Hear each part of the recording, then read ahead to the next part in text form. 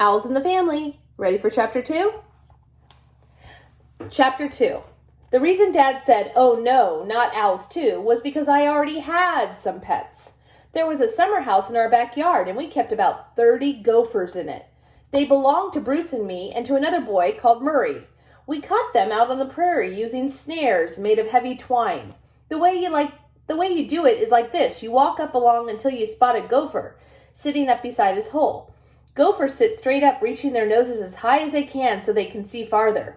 And when you begin to get too close, they flick their tails, give a little jump, and whisk down their holes.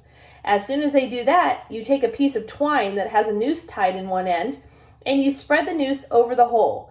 Then you lie down in the grass, holding the other end of twine in your hand. You can hear the gopher all the while whistling away to himself somewhere underground. He can hear you too, and he's wondering, what are you up to? After a while, he gets so curious so he can't stand it. Out pops his head, and you give a yank on the twine. You have to haul in fast because if the twine gets loose, he'll slip his head out of the noose and zip back down his hole. We had rats too. Murray's dad was a professor at the university, and he got us some white rats from the medical school. We kept them in our garage, which made my dad a little peeved because he couldn't put the car in the garage for fear the rats would make nests inside the seats. Nobody ever knew how many rats we had because they have so many babies, and they have them so fast. We gave white rats away to all the kids in Saskatoon, but we always seemed to end up with as many as we had at first. There were the rats and gophers, and then there was a big cardboard box full of garter snakes that we kept under the back porch because my mother wouldn't let me keep them in the house. Then there were the pigeons. I usually had about 10 of them, but they kept bringing their friends and relations for visits, so I never knew how many to expect when I went out to feed them in the mornings. Then there were some rabbits too, and then there was Mutt, my dog. But he wasn't a pet, he was one of the family. Sunday morning, my father said, "Billy, I think you have enough pets. I don't think you'd better bring home any owls. In any case, the owls might eat your rats and rabbits and gophers." He stopped talking and a queer look came into his face. Then he said, "On second thought, maybe we do need an owl around this place." So it was all right. Sunday afternoon, Bruce and I met Mr. Miller at his house. He was a big man with a bald head. He wore short pants and carried a great big haversack full of cameras and films. He was so excited about the owl's nest all right, and he was in such a hurry to get to it that Bruce and I had to run most of the way just to keep up with him. When we reached the edge of the owl bluff, Mr. Miller got out his biggest camera and, after he had fussed with it for about half an hour, he said he was ready. "We will walk Indian file, boys," he said, "and quiet as mice, tiptoe. Mustn't scare the owl away." Well, that sounded all right, only you can't walk quietly in a poplar bluff because of all the dead sticks underfoot. They crack and pop like firecrackers. Under Mr. Miller's feet, they sounded like cannon shots. Anyway, when we got to the nest tree, there was no sign of the owl. "Are you sure this is an owl's nest?" Mr. Miller asked us. "Yes, sir," Bruce answered. "We've seen the owl sitting on it." Mr. Miller shuddered. "You saw the owl sitting on it, Bruce?" Well, I suppose I'd better climb up and take a peek. But if you ask me, I think it's just an old crow's nest." He put down his big haversack and the camera, and up he went. He was wearing a big floppy hat to keep his head from getting sunburned, and I don't think he could see out from under it very well. "Boy, has he got knobby knees," Bruce whispered to me. And we both started to giggle, and we were still giggling when Mr. Miller began to shout.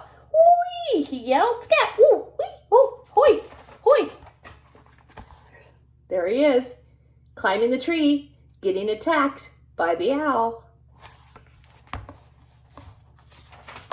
Bruce and I ran around the other side of the tree so we could see up to the nest, and Mr. Miller was hanging onto a tree with both arms, and he was kicking out with his feet. It looked as if his feet had slipped off the branch and he couldn't find a place to get a hold of again. Just then there was a swoosh sound, and the old owl came diving right on top of him with her wings spread wide. She looked as big as a house, and she didn't miss Mr. Miller by more than an inch. Then she swooped up and away again. Mr. Miller was yelling some strange things, and good and loud too. He finally got one foot back on the branch, but he was in such a hurry to get down that he picked too small a branch, it broke, and he slid about 5 feet before his belt caught on a stub. While he was trying to get loose, the owl came back for another try. This time she was so close that we could see her big yellow eyes, and both Bruce and I ducked. She had her claws stuck way out in front of her. Just as she dived toward him, Mr. Miller, who couldn't see her coming because of his hat, gave a jump upward to get free of the stub. The result was that the owl couldn't miss him even if she wanted to. There was an awful flapping and yelling, and then away went the owl with Mr. Miller's hat. I don't think she really wanted that old hat. It was all Mr. Miller's fault for jumping at the wrong time. The owl seemed to be trying to shake the hat loose from her claws, but she couldn't, because her claws were hooked in it. The last we saw of her was she was flying out over the prairie, and she still had the hat. When Mr. Miller got down out of the tree, he went right to his haversack. He took out a bottle, opened it, and started to drink. His Adam's apple was going in and out like an accordion. After a while, he put down the bottle and wiped his mouth, and when he saw us staring at him, he tried to smile. "It's cold tea," he explained. "Thirsty work climbing trees in this hot weather." "It was an owl's nest, wasn't it, sir?" asked Bruce. Mr. Miller looked at him hard for a moment, then, "Yes, Bruce," he said, "I guess it was." There was one thing about Mr. Miller. You couldn't stop him for long. Now he explained to us that it was probably a bad thing to climb to the nest because it would disturb the owls too much. He had a better idea. He took a hatchet out of his haversack, and we set to work building something that he called a blind. What this was really was a little tent fixed on a platform of sticks high up in another tree, but close to the owl tree. It took a couple of hours to build the blind. Bruce and I went scrounging for pieces of wood, and when we brought them back, Mr. Miller hauled them up to the chosen tree with a rope and nailed them into the place. When he had a platform built, he hauled up the tent. The tent had a round hole about as big as your fist in the front of it. That was for the camera. According to Mr. Miller, you could hide in the blind and stay there until the owl thought everything was safe. Then, when the owl came back to her nest, you could take all the pictures you wanted, and she would never even know about it.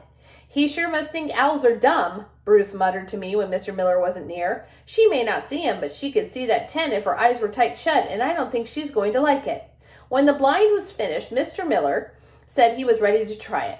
You boys go off for a walk," he told us. "Make a lot of noise when you're leaving. The books say birds can't count, so the owl will think all three of us have gone, and she'll never guess I stayed up here in the blind."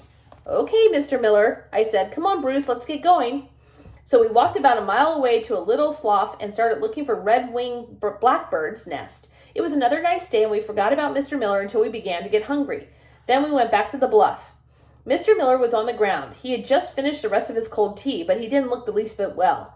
His face was awfully white, and his hands were shaking as he tried to put his camera away. The camera looked as if it had fallen out of the tree. It was all scratched and covered with dirt.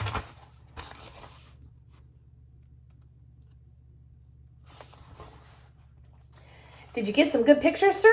I asked him cheerfully. "No, I didn't," Mr. Miller said, and it was a sort of snarl. "But I'll tell you one thing. Any blamed fool who says owls can't count is a liar." On the way home, Mr. Miller finally told us what had happened. About an hour after we went walking, the owl came back. She sat on her nest, and then she turned around and took a good long look at the tent, which was on a level with her and only about 6 feet away.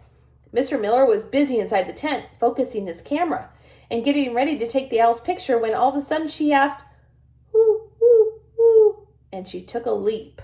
The next thing Mr. Miller knew was the front ripped right out of the tent, and the owl was looking him in the eye from about a foot away. Mr. Miller accidentally dropped his camera, and then, of course, he had to hurry down to see if it was all right, and that was when we all got back to the bluff. I guess it wasn't a very good day for Mr. Miller, but it wasn't too bad for us. Mr. Miller said he had seen 3 young owls in the nest, and he thought they were about halfway grown, which meant they were about the right age to take home for pets. All we had to do now was to figure out some way to get a hold of them. And that's the end of chapter 2. Come back tomorrow for chapter 3 and 4.